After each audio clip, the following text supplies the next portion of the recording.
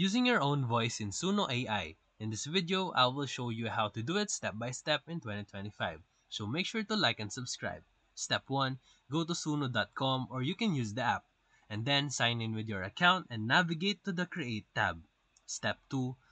Look for the option that allows voice input. It might say upload your voice, import vocals, or custom voice track. It's depending on your version.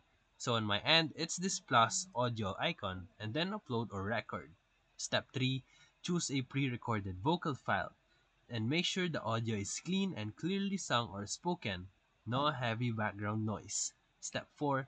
After uploading your recording, pick a genre like pop, EDM, lo-fi, or acoustic, and you can adjust the tempo, energy to match your desired feel. Step 5. Hit generate or create and wait while Suno processes your voice with its AI composition engine. And this usually takes 10 to 30 seconds. Step 6. Download or edit.